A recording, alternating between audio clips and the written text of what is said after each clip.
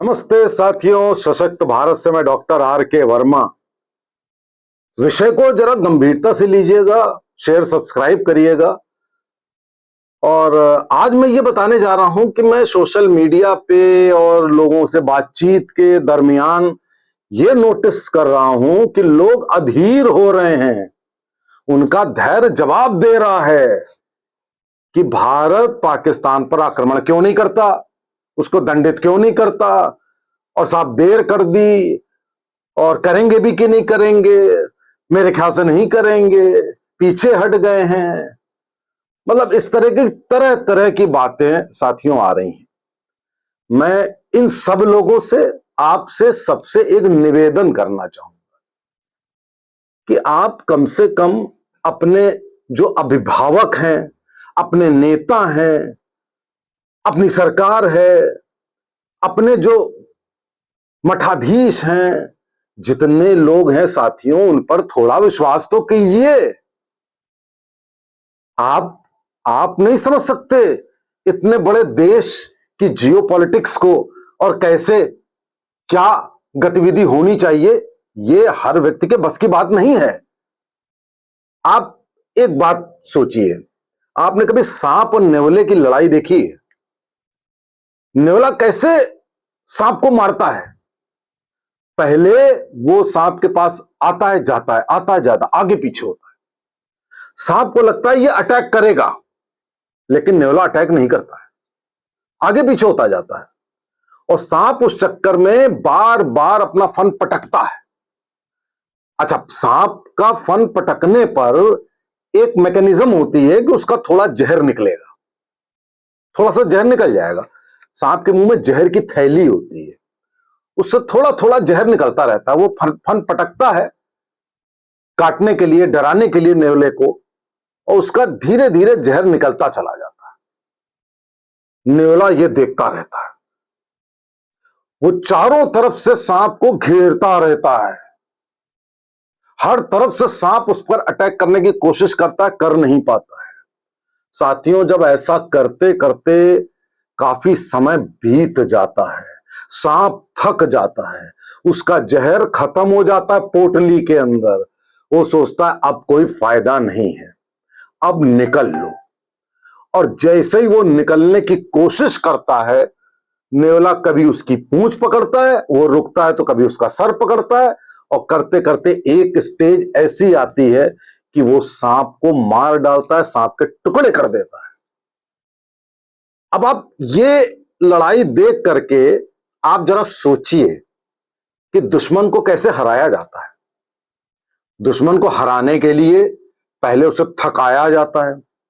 अब पाकिस्तान को पहले आर्थिक रूप से थकाओ, भिखमंगे हैं, भिखारी हैं, कुछ है नहीं, 7-8 बिलियन डॉलर कितना उनका रिजर्व है, कुछ भी नहीं उनके पास। थोड़े बहुत हथियार थे, वो यूक्रेन को बेच करके वो बेच खाए। उनके वहां जो कुछ भी होता है सब बेच खा करके बाहर भाग जाते हैं। अब वो जो लगाए हुए हैं सेना, और लगा करके उसके मेंटेनेंस में उनका इतना खर्चा हो रहा है साथियों कि उनका सारा पैसा खत्म। कहते हैं कि इंतजार कराना भी युद्ध में एक हथियार होता है। अब वो सोच रहा है कि वो तो अटैक कर नहीं सकता, उसके पास ना तो हथियार है ना दमखम है। सेना के आधे लोग छुट्टी लेके भाग गए, बड़े बड़े लोग भाग गए, अफसर भाग गए। तो भैया वो कहां से करेगा? वो वहां पे फौज खड़ी कर ले, वही बहुत बड़ी बात है। उधर सिंधु नदी का पानी रोक दिया, और उसमें डैम से संबंधी और बहुत सारी परियोजनाओं संबंधी सारी एक्टिविटी शुरू हो गई हैं। आज भी मीटिंग है जिनको यह बताया गया है कि कैसे रिवर मैनेजमेंट कश्मीर में करना है, कैसे परियोजनाएं शुरू करनी है। आपदा में एक तरीके से अवसर होता है। सारा ट्रेड उनसे खत्म कर दिया, सारा एयर स्पेस खत्म कर दिया, सारे संबंध खत्म कर दिए, कोई एक्सपोर्ट इंपोर्ट नहीं है।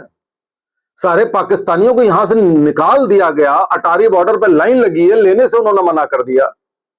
अभी बहुत सारे होंगे, और होंगे ही नहीं, इस देश में भी बहुत हमदर्द बैठे हैं पाकिस्तान के, वो तो आप जानते ही जानते हैं। उनको क्या नहीं देखोगे कि उनका क्या बिहेवियर होगा? हमें देश के अंदर भी देखना है क्या है, देश के बाहर भी देखना क्या है। पूरी दुनिया के 99.9% कंट्रीज हमारे साथ, वो कह रहे हैं जल्दी करो आक्रमण। हम किसी के बहकावे में नहीं आते, ना बाहरी किसी आदमी के, ना घर के। यहां का अपोजिशन भी कह रहा है क्यों नहीं करते अभी तक, क्यों नहीं किया अभी तक। तुम्हारे कहने से नहीं करेंगे, तैयारी पूरी करेंगे। कल को कोई कमी हो जाए तो फिर यही लोग कहेंगे क्या जल्दी थी करने की, क्यों ऐसे कर दिया, क्यों नहीं इस बात का ध्यान किया। पहले शत्रु को इंतजार कराकर उसके रिसोर्सेज ड्रेन कराए जाते हैं, रिसोर्सेज खत्म किए जाते हैं। पाकिस्तान टूट रहा है, इतना ज्यादा टूट रहा है, उसके पीछे से बलूचिस्तान अटैक करे पड़े BLA, वो भी तो देखिए। एक तरफ से अफगानिस्तान तालिबान किए पड़े, वो भी देखिए। उनके अंदर नदियां सूख रही हैं, लोगों की लाइनें लगी हैं, आटा है नहीं, पानी है नहीं, वो भी तो देखिए। क्या जल्दी है? साथियों, अपने देश में एक हुए कौटिल्य, दूसरे देशों में मैकियावली और बड़े बड़े राइटर हुए हैं जिन्होंने युद्ध के ऊपर किताबें लिखी, और उसमें वॉर की स्ट्रेटेजी के ऊपर लिखा है कि वॉर की स्ट्रेटेजी में किसी को वेट कराना, कब उसके ऊपर अटैक करना है, कहां करना है, ये बहुत बड़ा इशू होता है साथियों, बहुत बड़ा इशू। बच्चों का खेल नहीं होता है कि वो आमने सामने सेना है और सीधे इधर से शुरू हो गए हाथी घोड़े लेके, वो भी शुरू हो गए, तलवारें मारी, बंदूक मारी, तोप मारी। अब वैसे वॉर नहीं होते हैं। पहले 50% वॉर तो डिप्लोमेटिक होता है, स्ट्रेटेजिक होता है, घेरना होता है। उसके बाद ये देखना होता है कि कहां अटैक करना। अब आप में से बहुत सारे लोग कह रहे हैं कहां अटैक करेंगे। अरे भाई, वो बता तो दिया नहीं जाएगा आपको, पहले से कह दिया जा चुका है कि जो मीडिया है वो कोई भी चीज डिस्क्लोज नहीं करेगी। लेकिन अनुमान है कि जो बड़े बड़े आतंकी बैठे हुए हैं, आपको मालूम होगा कि हफीज सईद सबसे बड़ा आतंकी लश्कर तैयबा का, उसी के एक सिस्टर ऑर्गेनाइजेशन ने यह अटैक करवाया है। और पाकिस्तानी आर्मी की और लश्कर तौबा की दोनों की संलिप्तता से यह अटैक हुआ है। तो किस पे अटैक होना चाहिए? उस आतंकी गुट पे होना चाहिए। और सुनने में आया है कि हफीज सईद को कहीं लाहौर में घनी बस्तियों के बीच में छुपा दिया गया है। तुम जहां भी जाओगे पता तो हमें चली जाएगा। और मेरा अनुमान है, हालांकि वीडियो में अनुमान भी नहीं बताने चाहिए, कि मेरा अनुमान है कि जो हमला होना चाहिए पाकिस्तान के आतंकियों पे होना चाहिए और आर्मी के ठिकानों पे होना चाहिए। आम जनता से कोई मतलब है नहीं। अब ये आतंकी आम जनता के बीच में है तो हमें सेक्रीफाइस करना पड़ेगा कि आम जनता भी कुछ, जैसे इजराइल ने गाजा पे किया तो आम जनता भाई कुछ सफर करी, तो उतना तो देखना पड़ेगा। और ये जो क्या नाम है, असीम मुनीर करके जो उनका सेना का अध्यक्ष है, बदमाश, जिसने पूरी ये उसने और हफीज सईद ने मिलकर ये जो साजिश रची है, इन दोनों को ट्रेस करना और इन दोनों को टारगेट करना बहुत आवश्यक है। मेरा अनुमान है कि भारतीय सेना और भारत के जितने रणनीतिकार हैं ये तो देख ही रहे होंगे कि कश्मीर से करना है, कि इधर से कराची से करना है, अरब सागर से, कि अफगानिस्तान बलूचिस्तान की तरफ से करना है। वो सब तो होगा ही होगा, लेकिन कहां करना है ये भी होगा। इस बार कोई छोटा मोटा नहीं होगा। मैं आपको बता दूं, कोई एक अटैक करके और चुपचाप बैठने वालों में से इस बार हम लोग नहीं। और मैं तो स्वयं कहूंगा भारत सरकार से कि भाई साहब जल्दी मत करिएगा, जरा सोच समझ लीजिए। एकदम प्रिसाइज अटैक होने चाहिए इजराइल की तरह। इजराइल ने चुन चुन कर कम से कम 25 इजराइल के दुश्मनों को वो जहां भी बैठे वहां मारा है। आप सोचिए कि इजराइल ने इस्माइल हानिया को ईरान की पार्लियामेंट के बगल में वहां पे किस तरह मारा, आप सोच सकते हैं। हमें कुछ उस तरीके के स्ट्राइक करने, क्योंकि पाकिस्तान फलता फूलता है इन आतंकियों पर, और पूरे पाकिस्तान और आतंकियों के दम पर फूलते हैं कुछ हमारे देश के अंदर के भी जिहादी। वो भी माशाअल्लाह है, और उधर बांग्लादेश तो फूलता ही फूलता है, वो भी फूलता है। ये सारा नेक्सस तोड़ना पड़ेगा।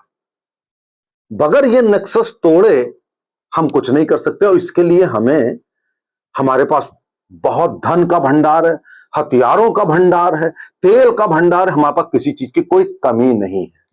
जो लोग कहते हैं कि अरे भाई युद्ध होगा तो इकोनॉमी का लॉस होगा, अरे भैया वैसे क्या कम हो रहा है क्या? आए दिन आप अटैक करते हो, आए दिन सारा टूरिज्म इंडस्ट्री स्वाहा हो जाती है, आए दिन लोग मर जाते हैं, आए दिन ईज ऑफ डूइंग बिजनेस खत्म हो जाता है। वो क्या इकोनॉमी नहीं खराब करता है? तो एक बार में इसको डिसाइड करके क्या नहीं करना चाहिए? कब कहा सरकार ने कि फुल फ्लेजेड वॉर करेगी? फुल फ्लेजेड वॉर नहीं, लेकिन लिमिटेड स्ट्राइक्स करेगी साथियों। लेकिन मैं आपसे अंत में यह कहूंगा, इस तरीके की बातें करना बंद कर दीजिए, भरोसा रखिए, और इस बार मैं तो खुद कहूंगा कि अभी नहीं, अभी और 10-15 दिन इंतजार करिए, उसके बाद इनको ठिकाने भी लगाया जाएगा। और भारत पूरे विश्व में, साथियों पूरे विश्व में बता रहा हूं, एक पावरफुल नेशन के रूप में उभरेगा। इसका आपको अंदाजा होना चाहिए, इसलिए विघन मत डालिए, इंतजार कीजिए। नमस्ते, जय हिंद, जय भारत।